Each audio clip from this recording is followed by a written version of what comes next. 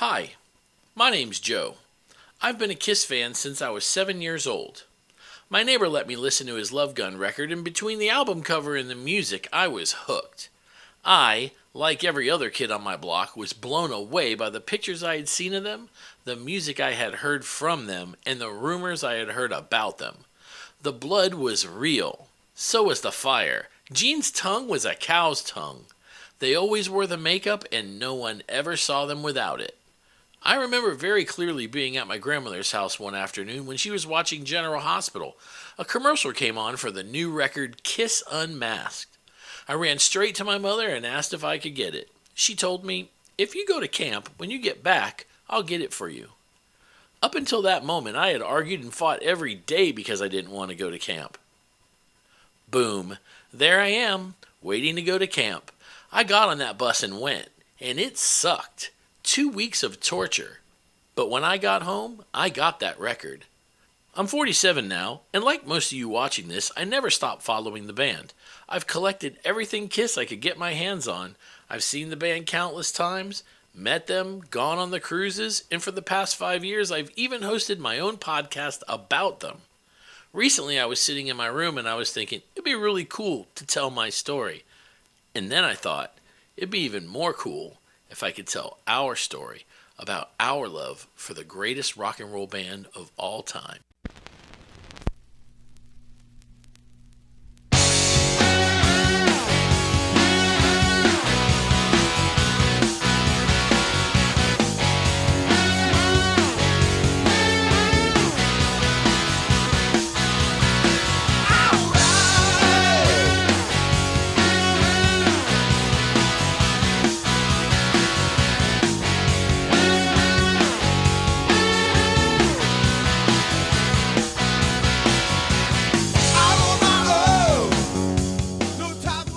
For the next few episodes, we're at the New Jersey Kiss Expo.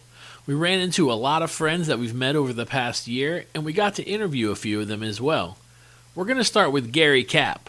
Gary, we met in Atlanta. He's been listening to our podcast for quite some time now, and he's an awesome dude. We got him talking about how he discovered Kiss, and he told us an amazing story about his mother.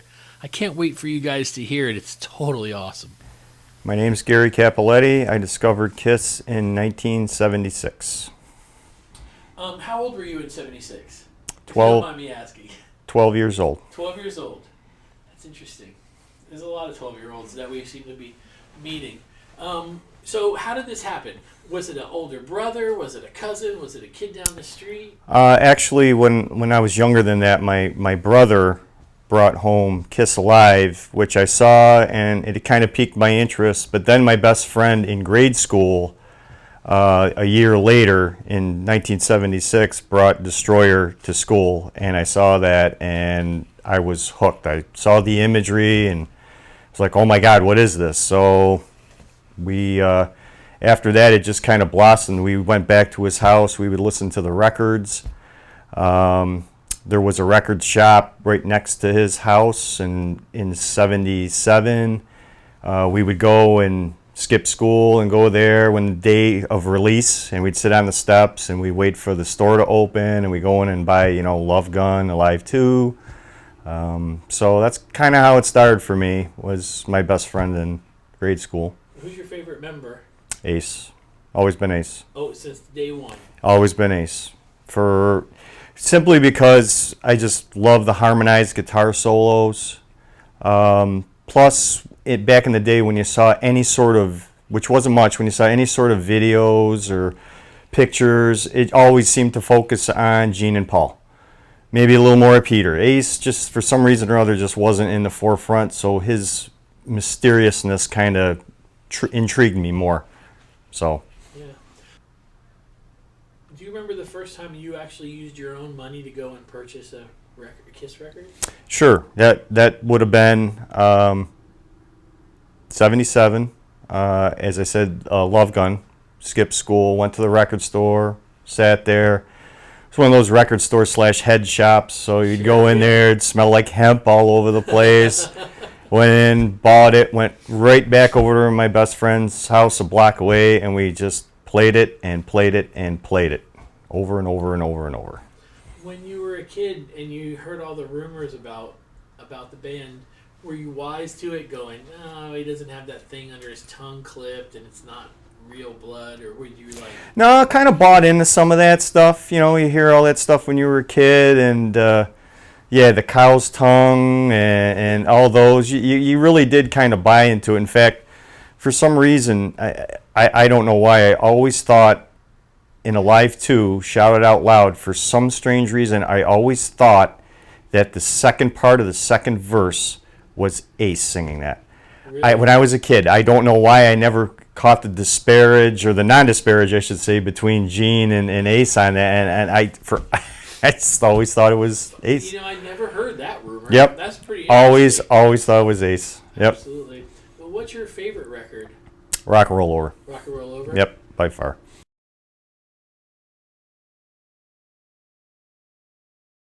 Probably Alive 2.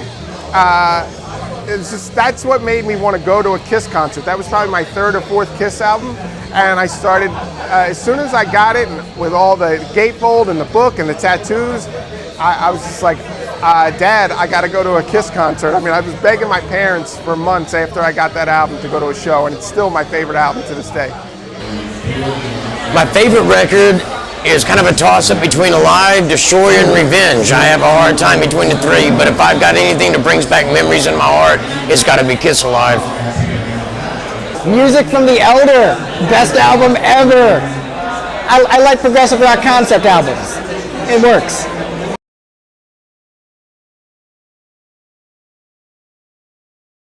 Paul has always been my favorite because of the way he is and the way he strutters and the voice and the songs. But the thing is, to define, if you look at Peter, the way he drummed like a maniac when he was in Kiss in the early days, he was an animal.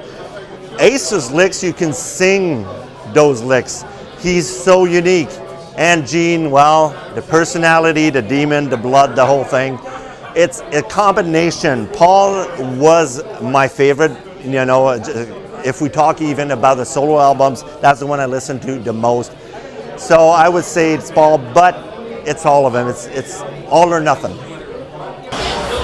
Well, I think that's pretty easy to tell. I've always been a fan of the Spaceman. I love Ace Frehley. I love the guitar playing. I love the smoking guitar. I love the Spaceman stuff. I mean, just Ace Frehley was always my guy, you know, when everybody else loved Gene Simmons, you know, because Gene Simmons was a demon and he was cool and he was scary, you know, and the girls all loved Paul Stanley and they loved Peter Criss because he's a little kitty, you know. But I was always an Ace guy. Ace Frehley, #1. I named my firstborn son Ace, for crying out loud. I'm an Ace Frehley fan. Gene Simmons, hands down, absolutely. Musically, visually, always captured my attention, and I think Paul Stanley's the heart of Kiss, and Gene Simmons is the Kiss of Kiss. We talked about your collection and Yep. stuff like that. Yep. What's your most prized possession? The thing you have where you're like, oh, I could never. This will go on forever. And That's a very good question. It's a tough question. My most prized possession. Honestly, I would say I don't have a prized possession as far as things that are bought. My house is full of memorabilia that was created by myself coming to events such as this, and like Gene's Vault, buying a piece of art from Paul. All those events, I create my own frames. I create my own pictures. I put them all over the place. So every piece of memorabilia in my house is something I created, not something store-bought. So I can't really say anything is my most prized possession that is store-bought. It's everything that I've done that is on my walls. oh, that's awesome! I never knew that. Yep. I think we talked about it actually. Yep. Before. Yep. Would you say that Kiss has been your biggest influence in your life? Yes. Yes. Yes, without a doubt. How they influenced your life? When I was a kid, I was the typical kid growing up in the 70s. In high school, we'd get harassed because we were Kiss fans. It always seemed to be Led Zeppelin were the big thing back then, and anybody you wore a Kiss t-shirt, kids picked on you and everything else. And then just in a way, it just sort of made you stronger. It made you, this is my band. I like them. You're not going to stop me no matter what. And it just kind of gave you that internal strength to go and do your own thing. Don't listen to other people. Make your own way. Kind of in that way. And to that day, I'm like this. I'm never influenced by anybody. Never fall into peer pressure. Just I do my own thing. Absolutely. Yep. Do you remember the first time you ever got to see them in concert? I did. First time I got to see him in concert was August 8th, 1979. My best friend, as I said in grammar school, he got to go. Him and another one of my friends got to go to Buffalo to see the Alive 2 show, which was January 28th of 78. My mother would not let me go. I just couldn't, begged her to go. She wouldn't let me go. So the next time they come around was in 79, and that was the first time. And that was quite life-changing for me. Who'd you go with? My best friend, as I mentioned, and two other of my close friends. And, is it one of those experiences where you close your eyes and you can still hear it and see it? And do you have any distinct... No, but I do have it on audio tape. Do you really? So that's the only reason I can. Yeah, I don't have a great memory when it comes to that kind of stuff, but my big thing in life has been collecting audio. I've done it for more than 25 years. I have somewhere around 2,000 shows. So pretty much any show that somebody that I meet has gone to, I probably have it, so I could always give them a copy. So yeah, that's how I remember. That's pretty awesome. Yeah. How did you talked about begging your mother. Was she anti-Kiss when you were a kid, or was it just like you're too young to go to this? Too young. She didn't have any problems with the band and any of that sort of thing, but I was just young. She just felt I was too young at that time to go. So yeah. When it's all over, how do you think the Kiss Army will be remembered? I think the Kiss Army will be remembered for being loyal. No matter what the band has done, for the most part, fans have been behind them. There are their detractors that have jumped off and maybe not come back, but like everybody at this event and all the events that I've been to, and seeing you and all the other great people are loyal fans, and they'll be there in the end and it's not like Kiss is going to go away. I mean, when they stop touring, they're going to release other things, and they're never really going to go away. So I think Kiss Army will be there till the end. At least I will. Have you met any of the members before? Everyone. Everyone, especially this year. This has been the year of Kiss for me. I've met all four original members. How'd you meet Paul? Bought a piece of art down in Philadelphia. Yeah. Went to an art show. And tell us about that.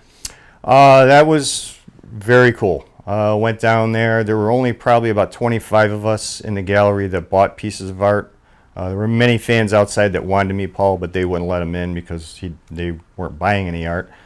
So I went there and I saw a piece that I really liked, and it was sort of not Kiss obvious. It wasn't a painting of Paul or Gene or any of the band members. It was a star. It was very colorful. Just stuck out at me. So, I bought it, and I got to talk to Paul for, 15 minutes, for quite a while, and he was very nice, and he was very, very thankful of me being a fan and buying his art, and, he signed some stuff that I had, and it was great. I have no regrets at all doing that. A lot of fun.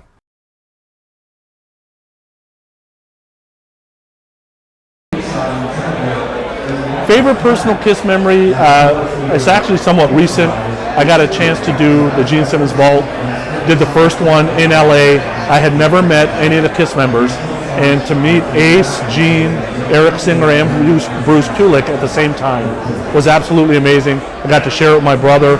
You know, that time is irreplaceable in my mind. At the last concert when they came in town with Def Leppard, and there was a moment where Paul came out on his zip line to sing, so everybody goes rushing to that side of the area. I'm stuck in my wheelchair in the handicap area, like maybe 12 rows out. So the rest of the band members are just walking around doing, you know, looking goofy. And I'm standing there going, ah. And so Gene and Tommy both come walking by. They're like, hey. You know, so I got my own personal acknowledgement from it, you know. And Gene actually published one of my pictures that I drew. So, yeah, I guess that would be mine. When I was 16 years old, I went to work for an arena. The first show I worked was Kiss Animalize tour, and I helped the drum tech set up Eric Carr's drum kit, and I stood behind Eric Carr's drum kit and stared out in an empty arena. For a 16-year-old kid, pretty damn cool, right? And then the second part of that was I stood backstage right before sound check, and I looked to my left and right, and I was standing next to Paul Stanley and Dean Simmons. I was like, holy shit, that's pretty cool. So, yeah, that's my stories. Everything from when I was a child. Just hearing the 8-track that my dad would put in, picking me up from nursery school. I loved Kiss. I loved the music. I didn't care about the visual. The visual came later, but I'll tear up if I talk anymore. Did you get a vault? I did get a vault. That's how you met Gene. I did. I did. And that's probably the biggest poignant story, ironic story I would ever have. When I met Gene, I said to him at that time, I said, can I tell you a story? Because I know your biggest influence in your life is your mother. Of course, sadly, we know she passed away a few days ago. And so at that time, I told him the story, which was, and I'll condense it down, is that back in the 70s in my hometown, my mother owned a beauty school. And it was a very lucrative beauty school. So fast forward some years, there was a fire, and it destroyed it. So my mother had to go work at Walmart. So she went from making a 6-figure job down to $10 an hour. But, you know, she was a hard worker. She grew up. She did what she had to do. So 5 years ago, she passed away. So in that time between she got the job in Walmart and she passed away, she would always give me a card at my birthday and Christmas with money. Well, I wasn't too pleased with that because she didn't make a lot of money, and I had a job and I didn't need the money, so I always told her I just really don't need it. I appreciate what you're doing, but you know, use the money for yourself. So as I say, she passed away 5 years ago. Well, at the beginning of this year, when they had the tickets on sale for the vault, I was hedging about getting a vault because it was $2,000, and I thought, well, that's a lot of money. Do I really want to spend that kind of money? Is it really worth it? So the next day, I was doing some cleaning, and I have this dresser, this dresser in my room that I really hadn't gone into in a long time, and so I was cleaning that out, and in a bottom drawer underneath a bunch of stuff I found 13 to 14 envelopes. In those envelopes, each one was for my birthday and for Christmas, all those years. My mother hid those and didn't tell me. So when I opened up all the envelopes, there was around $2,600 in there. So it paid for my vault. So when I was meeting Gene, I told him that story, and he all teared up and everything, and he gave me a big hug, and he said, you know, you're a good son and all this and that. And it was kind of a circle kind of event for me with my mother passing and not getting the money and then getting it. And so it was just kind of my neat little story about. She was there. Yeah. For you. Yeah. It was. And it felt that way when I opened when they opened the envelopes. It was quite emotional. It was really something. But I know she probably wanted me to spend it that way, so I did that and then some with it. So it was all good. That's really awesome. Yeah, all good. Tell me about meeting Peter Criss. Peter was great. Peter was very engaging.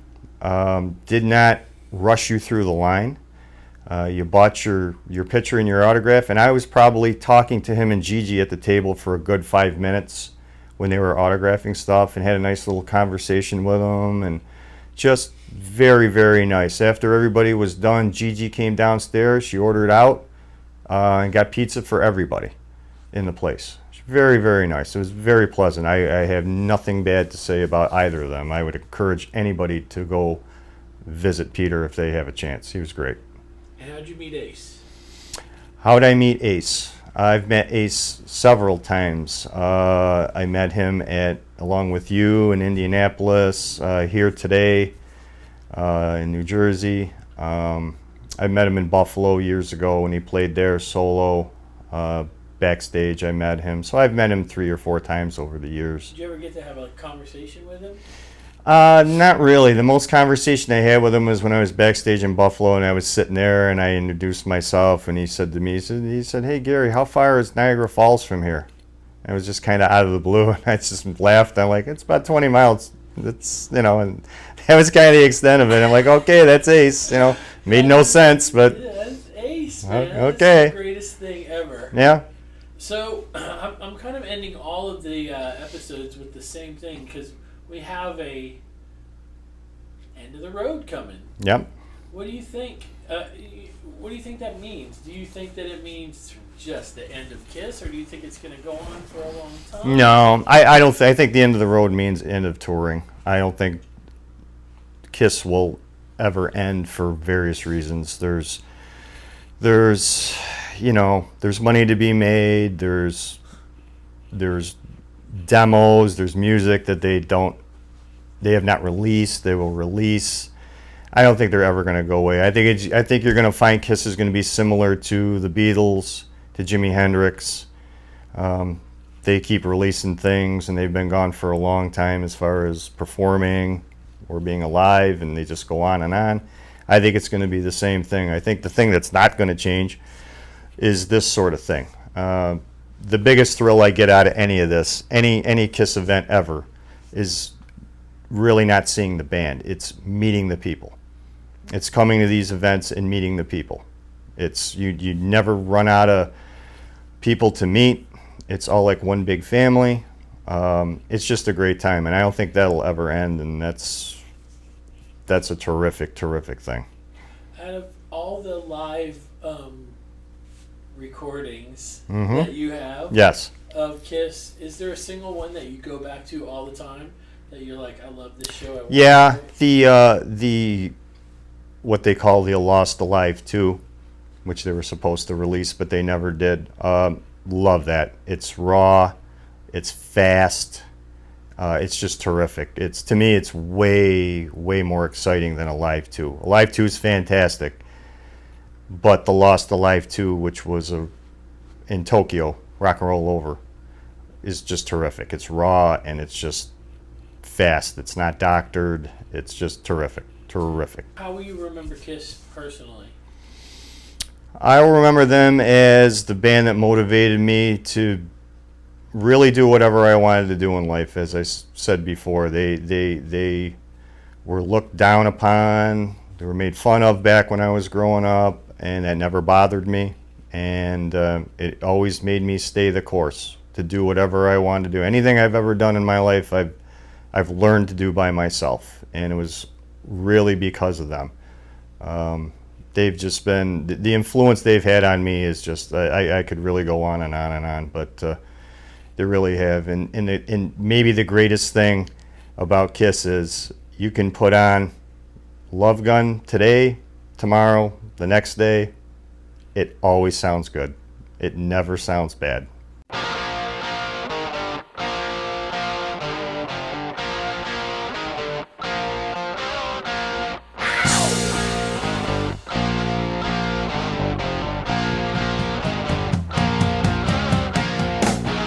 Do you think we could spend some time?